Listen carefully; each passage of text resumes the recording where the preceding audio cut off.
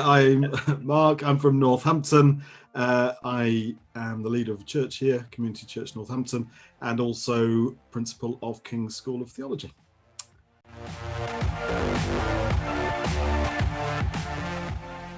The definition I probably like best is what we make of the world.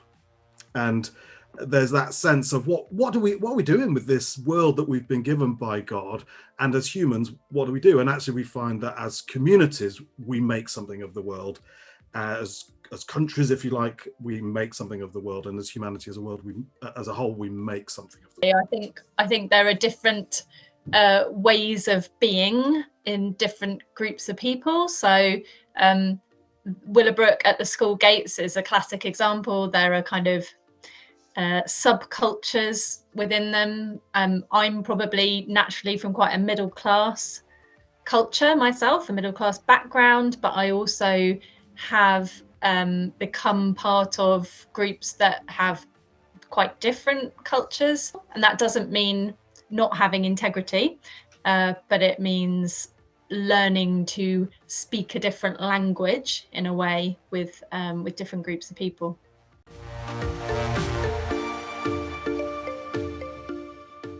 We have a particular way of doing things, and not everyone does it that way, and we're not always right. We're not. It's not right or wrong. It's just different.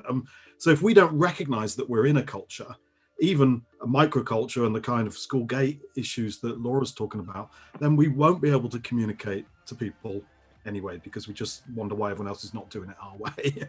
So that's the first thing. But the second thing is of the other side of the sandwich, if you like, is that fantastic vision in Revelation that around the throne room we have people from every tribe and tongue and language, and that reflects the multiplicity of cultures from all around the world being celebrated around the throne. You don't suddenly become one monoculture when you hit the throne of God. God loves the diversity of all the creative cultures of the world coming together. That is a vibrant, diverse community. That eschatological people of God, as we would call it in theological circles, is a diverse, wonderful celebration of all the peoples of the world.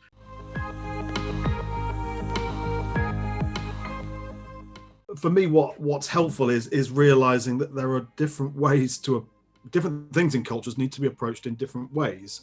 So we might talk about a cultural issue of sex trafficking. That's something that needs judging in that sense. It needs to be condemned. It needs to be said that is wrong. But we might look at another aspect of culture, like a fine dining restaurant.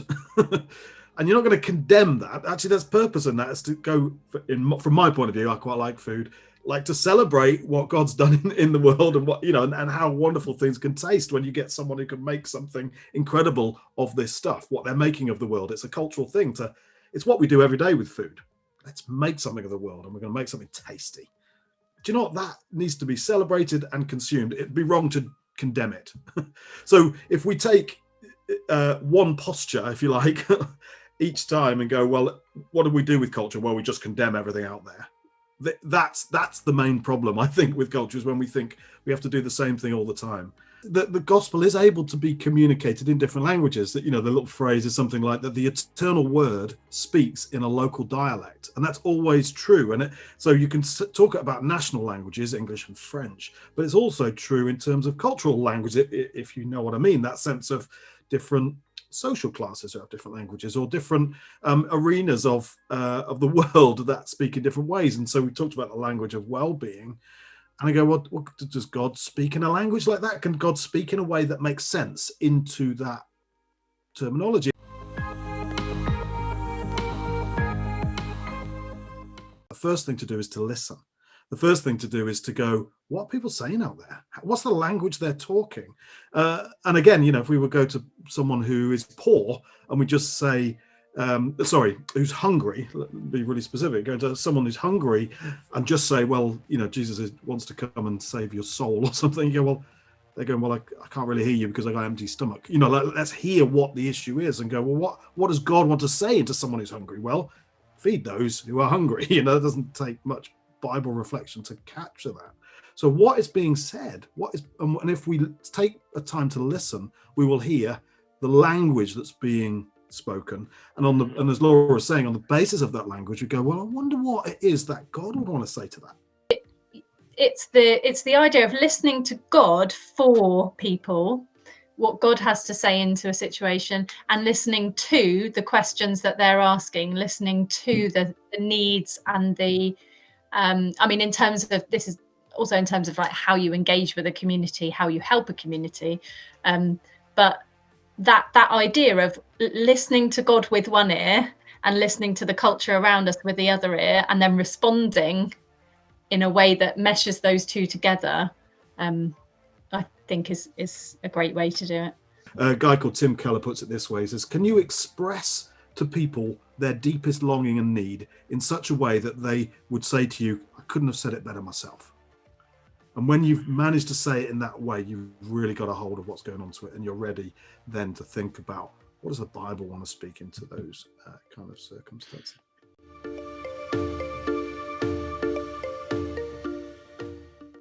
You know, the Bible has a lot to say about how to live well, how to be well, how to have shalom. We've been talking about shalom as a church for a little while now, and I think that we're going to start getting into the nitty-gritty of, okay, well, this is the world's messages about how to be well.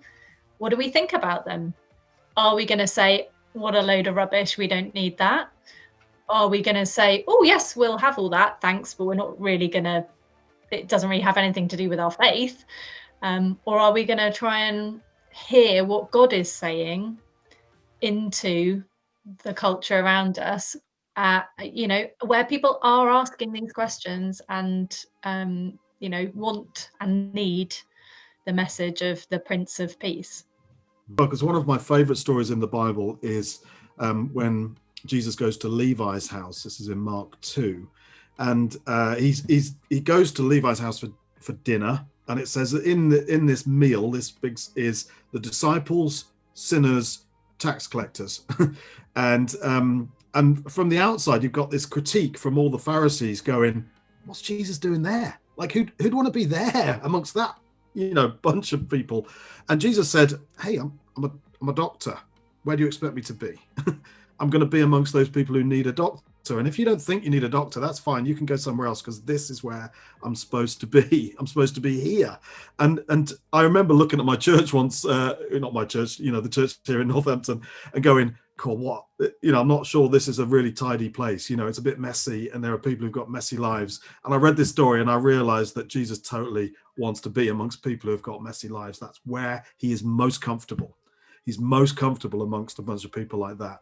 And so when you go to a question of well-being and people go, and if we wouldn't talk about well-being if people didn't feel that they didn't have it, that they needed it. And so that discussion around well-being for me is a recognition of being ill. And therefore, that is exactly where Jesus feels most comfortable.